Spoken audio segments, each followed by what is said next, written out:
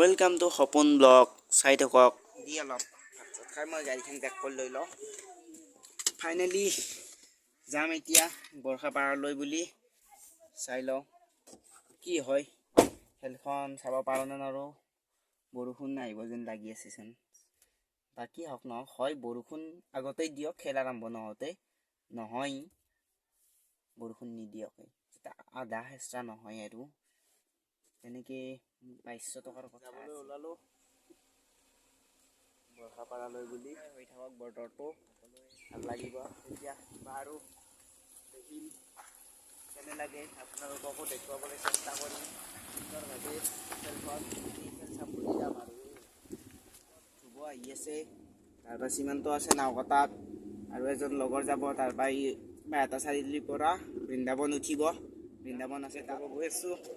কিছু সময় পিছত আমি টিকটটো ল'ম। টিকট লৈ চিধা বৰষাপাৰালৈ এয়া নেহৰু ষ্টেডিয়াম। লাইন পাতি আছে আমাৰ বৃন্দাবন, ধ্ৰুৱ, সীমান্ত, ময়ো গৈছোঁ। কিমান বা লাইন পাতিব লাগে, লাইন পাতিব নালাগিব চাগে, বেছি মানুহ নাই দেখোন।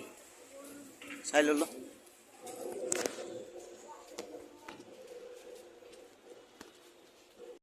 কি কবি কৈ দিয়ে অলপ মানে কি কবি কেনে লাগছে প্ৰথম অনুভৱ? একদম ফাৰ্ষ্ট টাইম IPL মানে ফাৰ্ষ্ট আমাৰ মজা আৰু খেলা বহুত খেলোঁ টিভিত সৰুৰ পৰা খেলা হৈছোঁ কিন্তু লাইভ ফাৰ্ষ্ট টাইম ইণ্টাৰনেশ্যনেল প্লেয়াৰৰ কাটি দেখা পাম ৰিয়েল লাইফত।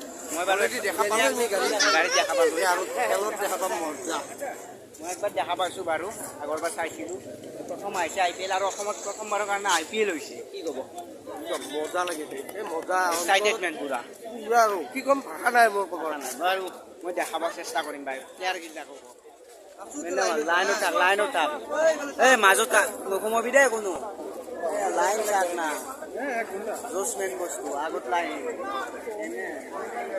আৰু আহিবি নে থাক IPL চাবা আৰু IPL চাবা আহিবি থাক না। এইফালে এই ষ্টেডিয়াম কৃষ্ণা টিভি দে পালোঁ আমি ক্ৰিকেট ষ্টেডিয়াম। আমাৰ টিকট আছিলে টিকট 151 চিট নম্বৰ চিনা 151 মিলাই পুৰা বহি গৈছোঁ। আৰম্ভ হ'ব এইফালে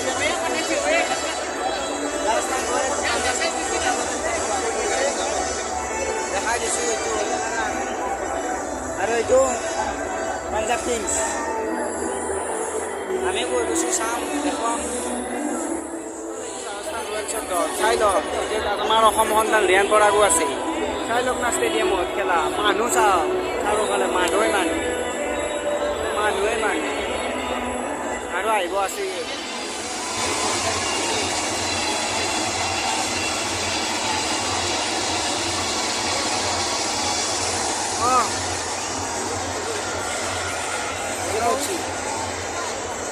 হেল্ল'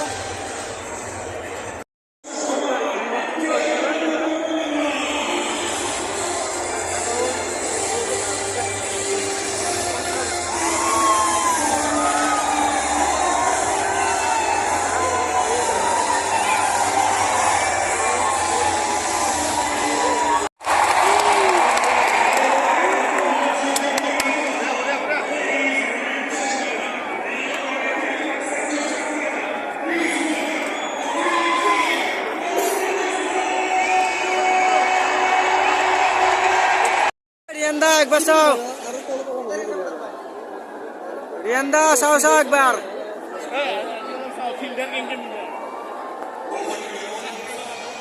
রিয়ান্দা রিয়ান্দা একবার চাও উপরত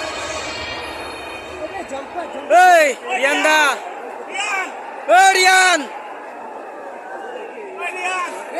রিয়ান রিয়ান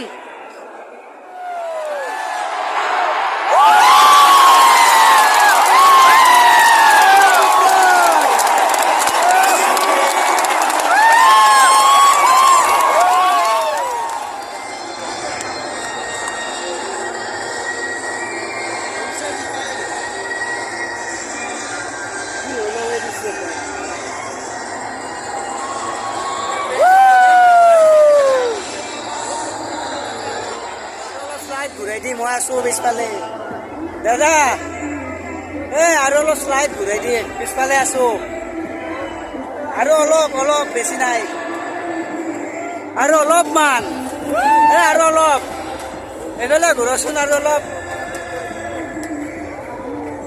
দাদা আৰু অলপ আছো পোষ্ট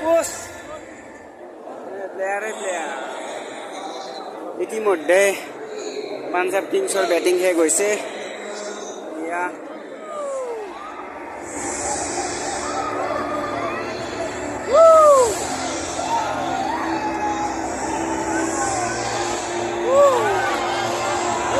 চাওক বৰষুণৰ ষ্টেডিয়াম কেনে দেখা হৈ গৈছে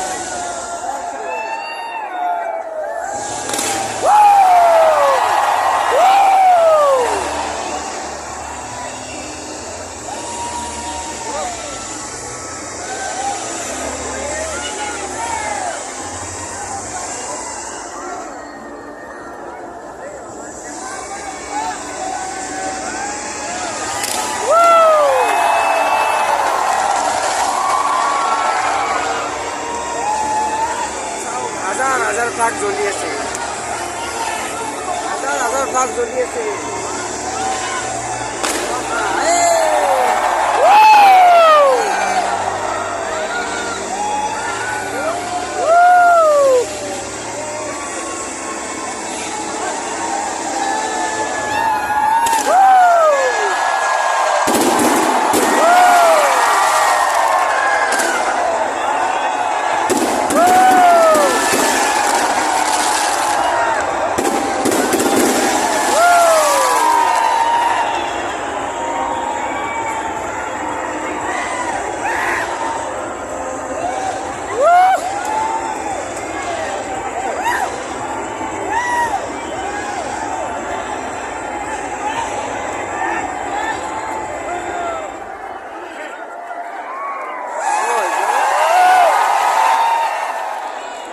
RRৰ বেটিং আৰু পাঞ্জাৱ কিংছৰ ফিল্ডিং দেখুৱাই আছোঁ এই সীমান্ত ক'ত ঘূৰি আছিলি ঐ ক'ত ঘূৰি আছা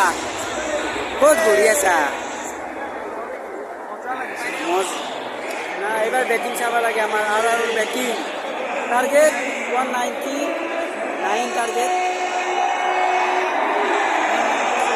197 কৰছি 198 টাৰ্গেট দেখালো সেৰিমনিটো কেনে পেলা আন এটা আচৰিত কথা হ'ল ৰবিচন্দ্ৰন অশ্বিনক অপেনিং পঠাইছে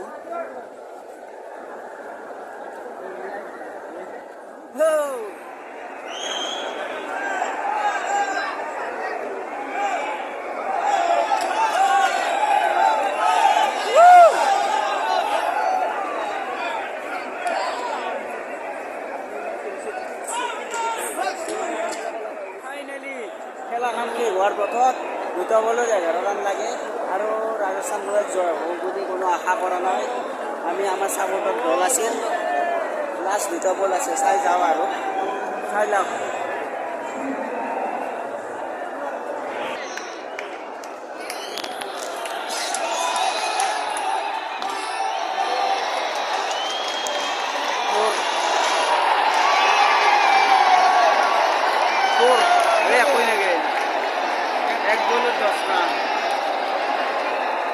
কোনো পথে আৰু জয় হোৱাৰ সম্ভৱ নাই একো নাই খেলা হাৰা জিকে থাকে নাকি উপায় নাই 8 তাৰিখে আকৌ আহি আছোঁ দিল্লী কেপিটেলছৰ লগত খেলা আছে 8 তাৰিখে নিশ্চয় জিকিব আশা থাকিল পুনৰবাৰ 8 তাৰিখে লগ পোৱাৰ পূৰ্ণ প্ৰতিশ্ৰুতিৰে বৰখাপাৰা ষ্টেডিয়াম বাই বাই যাওঁ আৰু নো বল নহয় নো বল না দে নো বল লাস্ট নো লাগে